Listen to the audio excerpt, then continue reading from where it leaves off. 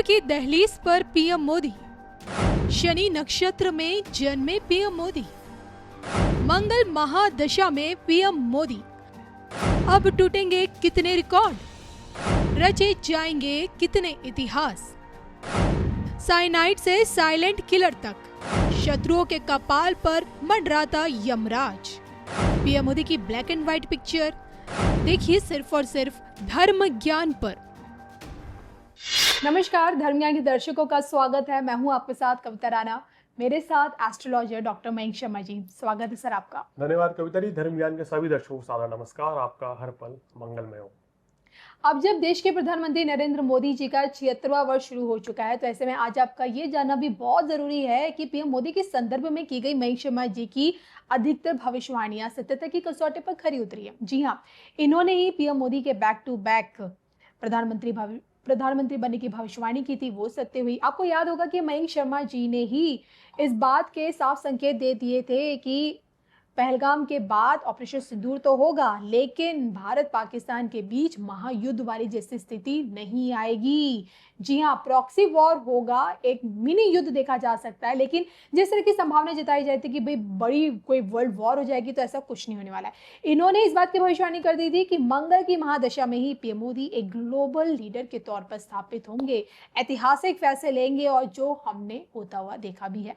और इसी के साथ साथ मयंक शर्मा जी ने इस बात की भी भविष्यवाणी कर दी थी कि किस प्रकार से पीएम मोदी के खिलाफ षड्यंत्र तो रचे जाएंगे, लेकिन वह षड्यंत्र को पार करते हुए आगे बढ़ते चले जाएंगे। और अब 76वें वर्ष में, और वो भी अनुराधा नक्षत्र में जन्मे पीएम मोदी और मंगल की महादशा पीएम मोदी के लिए कितना बड़ा खेल कर सकते हैं उनके 76वें वर्ष में, इस पर आज चर्चा करेंगे। मयंक जी से जानेंगे सब कुछ। पीएम मोदी की आने वाली ब्लैक एंड व्हाइट पिक्चर क्या कहती है, बताएं मयंक जी। देखिए, अगर साफ शब्दों में कहें कि मोदी जी को समझना मुश्किल ही नहीं नामुमकिन है। और किसके लिए?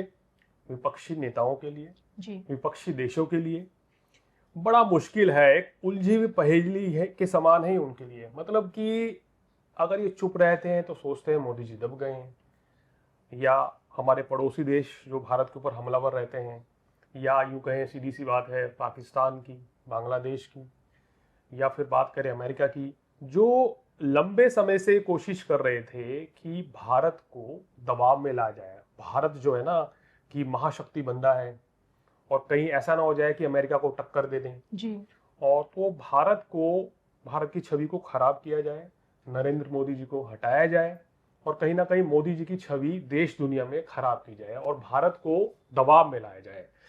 तो कहने का मतलब मेरा ये है कि हमारे देश के जो प्रधानमंत्री है, या कोई भी लीडर है, या टीम का कैप्टन है, उसके सितारे बहुत मैटर करते हैं कि उसका देश कितनी तरक्की करेगा, उसकी टीम मैच जीतेगी हारेगी, उसके निर्णय कितने लाभकारी साबित होंगे और कितने हानिकारक साबित होंगे। अभी आपने नेपाल में देखा क्या हुआ जी, कि वहां के प्रधानमंत्री के निर्णय जो है कितने हानिकारक साबित हो रहे हैं, कितना बड़ा वहां उत्पात मचा है।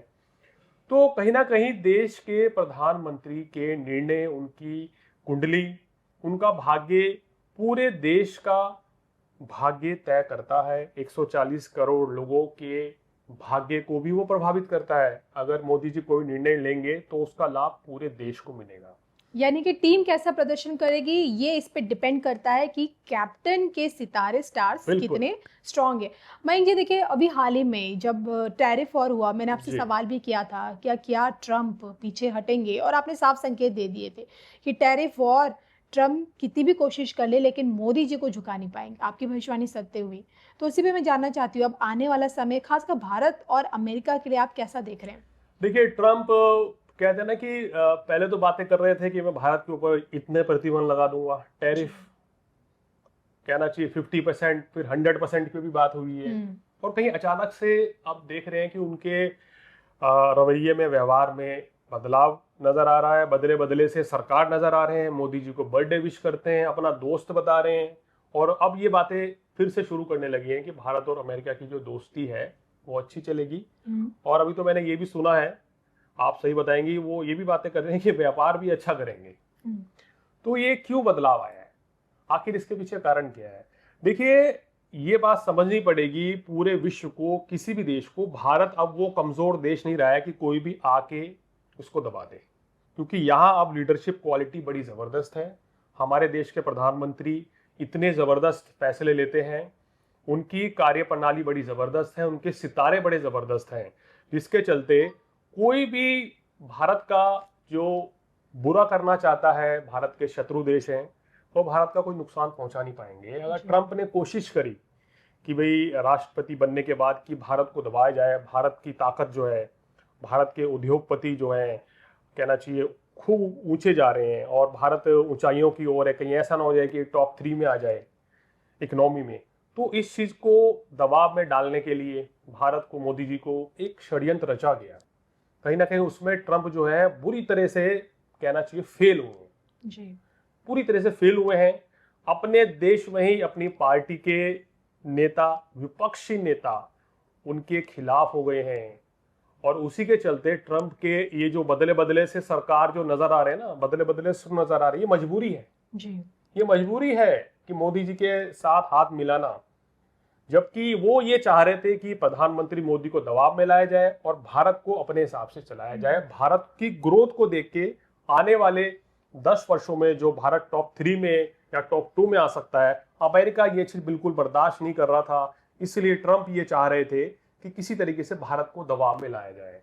अब आप देखिए कितने इन्होंने स्टेटमेंट दिए। कभी कह देते हैं कि मैंने युद्ध रुकवाया, युद्ध विराम मैंने करवाया, ये कर दिया, तमाम तरह के स्टेटमेंट्स आ रहे हैं। तो कहीं ना कहीं बाद में फिर मुकर भी जाते हैं। तो कहीं ना कहीं कुछ अपनी तरफ से ये अनशंट बयान दे रहे हैं, कोशिश कर रहे हैं कि भाई कुछ ऐसा करें कि भारत को, भारत की छवि को धक्का लगे, नुकसान पहुंचे और भारत की जो इकोनॉमी है जो तेजी से आगे बढ़ रही है वो थोड़ी कम होए और अमेरिका का दबदबा जो है वो बरकरार रहे। लेकिन ऐसा होने वाला नहीं है। शत्रुहंता योग होने के चलते छठेश मंगल लग्न भाव में चंद्रमा के साथ है, तो मंगल ग्रह है जो कि मोदी जी को कहते हैं ना कि इनके आगे कोई टिक नहीं पाएगा। चाहे कोई भी विश्व का कितना ही बड़ा नेता अपने आप को माने, लेकिन इनके आगे उसकी नहीं चलेगी। बिल्कुल। और इसी के साथ जैसे कि आप कहें ना कि पीएम मोदी जी को समझना बड़ा मुश्किल है, आपने शुरुआत में ही बताई थी बात। लोग पीएम मोदी जी को ट्रू स्कॉर्पियंस कहते हैं, वृश्चिक राशि है, बिच्छू वाला इनका साइन है। साथ ही साथ अभी जो हमें पता चला कि भाई अनुराधा नक्षत्र यानी कि शनि के नक्षत्र में पीएम मोदी जी का जन्म हुआ है, तो इसका कितना बड़ा प्रभाव उनकी शख्सियत पर देखने को मिलता है। देखिए, मैंने बहुत पहले ही मोदी जी के ऊपर हम इतने सालों से वीडियो कर रहे हैं, 6-7 साल हो गए, तो मैंने आपको बहुत पहले ही कहा था कि शनि और मंगल ये 2 ग्रह हैं जिन्होंने इनको, मोदी जी को आज तीसरी बार देश का पीएम बनाया है। और कारण क्या है कि लगन में मंगल है, वृश्चिक राशि के मंगल बैठे हैं लग्नेश होके, और यहाँ पर रोचक नाम का पंच महापुरुष राजयोग बनाते हैं। चंद्रमा भी साथ है तो नीच भंग राजयोग बना और महालक्ष्मी राजयोग भी बना। भागेश लगन में है, लग्नेश स्वयघरी लगन में है, तो ऐसे व्यक्ति के ऊपर तो ईश्वरीय कृपा होती है, देव्य कृपा होती है। शत्रु भी इनका कुछ नहीं बिगाड़ सकते, विपरीत परिस्थितियों में भी ये जीत जाते हैं। तो ये इनकी शख्सियत है, ऐसे इनके ग्रह हैं। तो कहना चाहिए कि इनके ग्रहों का असर इतना जबरदस्त है कि जो ये प्रयास करते हैं, जनता को समझाते हैं, जनता इनकी बातों को सुनती है और फॉलो भी करती है। जी बिल्कुल। देखिए, हर चुनाव में जब लोकसभा हुए थे 14, 19 और 24 में, मैंने मोदी जी के पुनः प्रधानमंत्री बनने की आपसे सवाल किए थे और आपने जो भविष्यवाणी की सत्यता की कसौटी पर दिखा। अब सवाल ये है कि जैसे कि आप बता रहे हैं ना, शत्रुहंता योग, शनि का नक्षत्र, मंगल की महादशा मोदी पे, इन परिस्थितियों में क्या हम समझे कि मोदी जी अपने तीसरा कार्यकाल पूर्ण कर पाएंगे? देखिए, 100% पूर्ण करेंगे। जो उनकी कुंडली बता रही है, आजकल का समय थोड़ा सा मिला जुला चल रहा है, लेकिन जो आने वाले वर्ष आ रहे हैं और मंगल की महादशा, मैं अगर आपको बता दूं कि कब तक चलने वाली है इनके ऊपर, 2027 तक इनके ऊपर पूरी मंगल की महादशा चलेगी। तो ये दशा पूरी है। बहुत से ज्योतिषी कह रहे हैं कि ये 27 में संन्यास ले लेंगे जी और सत्ता छोड़ देंगे, लेकिन ऐसा होने वाला नहीं है। मोदी जी ये कार्यकाल पूर्ण करेंगे। मैं फिर से रिपीट कर रहा हूँ, शुरू से कहता आ रहा हूँ, सोशल मीडिया पे उठा के वीडियो देख लीजिए पिछले कुछ सालों के। तो ये कार्यकाल तो पूरा करेंगे। उन्होंने अपने कुछ लक्ष्य बनाए हैं, जब तक वो लक्ष्य पूरे नहीं होंगे मोदी जी नहीं हटने वाले। अच्छा। आज आप ये बात समझ लीजिए, उनके टारगेट हैं। मैं मोदी जी के हाथ की रेखाएं देख के बता रहा हूँ, मोदी जी का फेस रीड करके बता रहा हूँ, उनकी कुंडली देख के बता रहा हूँ कि उनके लक्ष्य अभी पूर्ण नहीं हुए हैं। जब तक वो लक्ष्य पूरे नहीं होंगे तो मोदी जी नहीं हटेंगे। तो और इस आने वाले 4 साल के अंदर वो लक्ष्य पूरे होते हुए नजर आ रहे हैं। कुछ बड़े बड़े फैसले, कुछ बड़े बड़े बिल पास होंगे, कुछ बड़े बड़े निर्णय सरकार लेने जा रही है। तो बड़ा जबरदस्त समय आने वाला है मोदी जी का। सितारे बहुत बलवान हैं। वर्तमान में अगर बात करें तो मंगल में केतु की अंतर्दशा है, जो कि 1 नवंबर 2025 को समाप्त हो रही है। उसके बाद मंगल में शुक्र आ रहे हैं, फिर मंगल में सूर्य और चंद्रमा रहेंगे।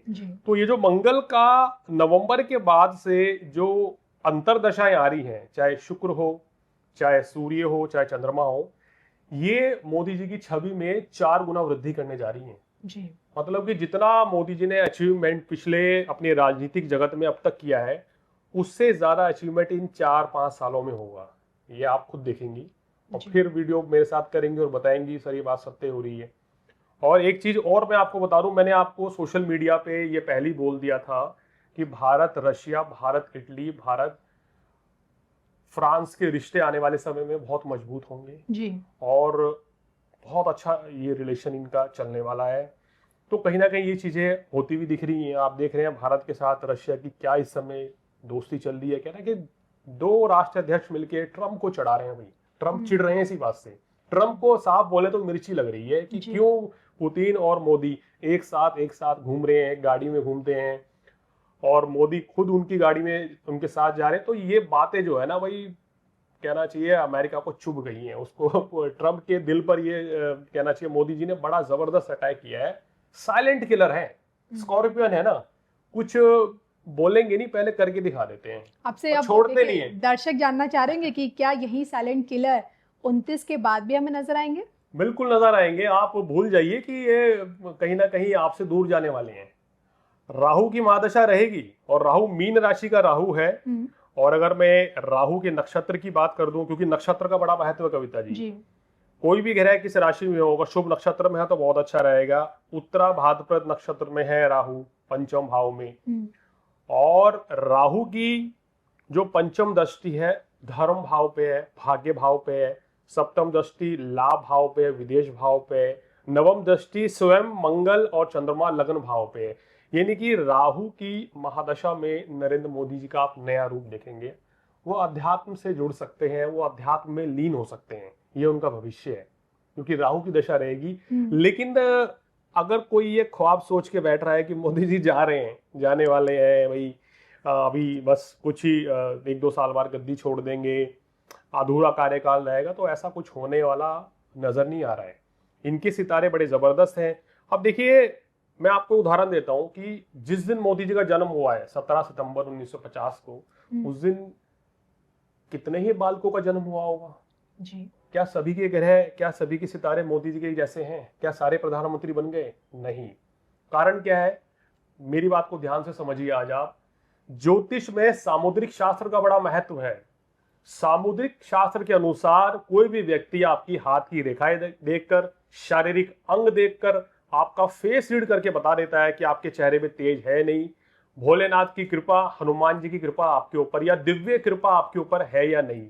तो मोदी जी एक एक्सेप्शन केस है, जिनके ऊपर साक्षात भगवान शिव की कृपा है, हनुमान जी की कृपा है, बड़े से बड़े संकट से इनको निकाल लेते हैं, माता रानी की कृपा है। तो दिव्य दृष्टि, दिव्य कृपा इनके ऊपर है। इसी वजह से ये निरंतर राज कर रहे हैं और आने वाले समय में भी ग्लोबल लेवल पर बड़े स्तर पर छाए रहेंगे। गज केसरी योग है, नीच भंग राजयोग है, महालक्ष्मी योग है, बुधादित्य राजयोग है, दशम भाव में शनि शुक्र हैं। तो जब इतने सुंदर राजयोग कुंडली में बनते हैं तो कहते हैं ना कि व्यक्ति को हरा पाना बड़ा मुश्किल होता है। और मैं तो जब से इनको फॉलो कर रहा हूं तब से मैंने इनको कभी हारते हुए कोई चुनाव देखा ही नहीं है। गुजरात में ये जब से चुनाव जीते हैं मुख्यमंत्री बने, उसके बाद सीधा फिर ये केंद्र में आए हैं, वाराणसी से चुनाव लड़े, वहां से लगातार जीत रहे हैं, पीएम बने। लोग तो ये भी कहते हैं कि मोदी जी की कुंडली में बाली वाला योग है, उनके समक्ष जो सामने आता है उसकी सारी पावर अपने अंदर खींच लेते हैं। देखिए, अखंड साम्राज्य राजयोग है इनकी कुंडली में। अब आप ये देखिए कि अखंड साम्राज्य का मतलब क्या है कि आपका साम्राज्य कभी भी खंडित नहीं होगा, अखंड रहेगा, वो हमेशा रहेगा। अगर ये राजनीति से जिस दिन संन्यास भी लेंगे तो भी जनता के साथ ये इनका अटैचमेंट जुड़े रहेंगे और कहीं ना कहीं अपने देश के लिए भविष्य के में भारत की उज्जवल कामना करते रहेंगे। कहीं ना कहीं भारत के लिए कुछ ना कुछ करेंगे। इनकी कुंडली बताती है वृश्चिक लगन, वृश्चिक राशि वाले लगन में मंगल है। कहते हैं ना मोदी जी 24/7 है, छुट्टी तो लेते ही नहीं। वो क्यों है? मंगल के कारण है। मंगल ऊर्जा साहस का कारक है जी। 24 घंटे में से आप देख लीजिए, खुद ही कहते हैं कि मैं 3-4 घंटे सोता हूँ और उसके बाद से मैं अपने काम में ही, अपने देश की जनता की सेवा में लगा रहता हूँ कि कुछ अच्छा काम किए जाए, क्या कुछ आज नई योजनाएं की जाए। तो ये सब इनके ग्रह नक्षत्र बताते हैं। तो मनुष्य ग्रहों के द्वारा संचालित है। इनके ग्रह इनको इस ओर अग्रसर करते हैं कि ये दिन रात जन सेवा में, राष्ट्र सेवा में लगे हुए हैं। अब आप देखिए ना कि विश्व के बड़े बड़े लीडर, मास लीडर की आज इस समय कोई वैल्यू नहीं है मोदी जी के आगे। मैंने कहा था कि जब तक ये मंगल की महादशा रहेगी तो पूरे विश्व की चाबी जो है, यानी कि पूरे वर्ल्ड की चाबी मोदी जी के हाथ में रहेगी। और आप वो चीज देख रहे हैं। पहले मैंने कहा था कि आपने कहा था कि अमेरिका तो विश्व की बड़ी पावर है, विश्व महाशक्ति है। मैंने कहा नहीं, कुछ नहीं है। मोदी जी जब तक हैं अमेरिका का दबदबा नहीं चलेगा। अमेरिका का रुतबा खत्म हो चुका है। आने वाले समय में, मैं 1 साल पहले कह चुका हूं दर्शकों सोशल मीडिया पे, भारत और रशिया जो है वर्ल्ड पे राज करेंगे और लंबे समय तक करेंगे। तो सितारे इनके बड़े प्रबल हैं। अभी दूर दूर तक भी कोई ऐसे कयास कोई भी ना लगाए कि ये जाने वाले, बल्कि गुड न्यूज क्या है कि मोदी जी आने वाले 2-3 वर्षों में कुछ बहुत बड़े बड़े निर्णय लेने वाले हैं देश की जनता के लिए। देश की जनता को बड़ा फायदा मिलने वाला है। ऐसा लग रहा है कि भारत की आर्थिक स्थिति बहुत अच्छी रहेगी, रोजगार बढ़ेगा यहाँ और यहाँ पर संसाधन भी बढ़ेंगे। फॉरेन इन्वेस्टमेंट भी, यानी विदेश से यहाँ फंड भी लगेगा, विदेशों से यहाँ फैक्ट्रियां भी लगेंगी, इंडस्ट्रीज भी लगेंगी। तो काफी कुछ फायदा जो है मुझे इनके सितारे देख के 1 नवंबर के बाद से होता हुआ नजर आ रहा है। और कॉन्फिडेंस जो पहले से बढ़ा है और ज्यादा बढ़ेगा और रौद्र रूप भी लेंगे। देश का यही साइलेंट किलर कि इनके लिए काल बनेगा। अंतिम सवाल, देखिए इस समय तो मैं ये कहूंगा कि भाई जो भी इनके शत्रु हैं या जो भी कोई भी पड़ोसी देश है, साफ सी बोले, अगर बांग्लादेश हो गया, चाहे पाकिस्तान हो गया, या कोई भी पड़ोसी देश है, या अमेरिका है, अगर या टर्की है, भारत के साथ शत्रुता का भाव रखेगा तो वो अपना ही नुकसान करेगा। बेहतर यह है कि मेरी सलाह है कि ऐसे देश भारत के साथ अपने रिश्ते मजबूत करें, आतंकवाद खत्म करें, तब जाके उनका भला हो सकता है। अन्यथा तो वो देश जो हैं वो ग्लोबल लेवल पर रिजेक्ट कर दिए जाएंगे मोदी जी के द्वारा भी और देशों के द्वारा भी। ये स्थिति होने वाली है। तो सब ग्रहों का खेल है दर्शकों, कि ये हमारे देश का सौभाग्य है कि हमें एक ऐसा लीडर मिला है कि जिसने आज भारत की पहचान पूरे विश्व में बनाई है। हम जब विदेश में जाते हैं तो गर्व से कहते हैं वी आर इंडियन, और लोग कहते हैं हमें कि आपके प्राइम मिनिस्टर नरेंद्र मोदी हैं। बिल्कुल। मयंक जी ने तो देखिए अपनी एस्ट्रोलॉजिकली कैलकुलेशन के आधार पर पीएम मोदी की एक कंप्लीट कलरफुल पिक्चर आप लोगों के सामने रख दी है। आपको क्या लगता है देश का यही साइलेंट किलर किस प्रकार से अपने साइलेंट फैसलों से हम सबको चौंकाएगा और साथ ही साथ दुश्मनों का क्या हाल करेगा? कमेंट करके बताइएगा ज़रूर। मुझे मयंक जी को दोनों को अनुमति दीजिए। नमस्कार।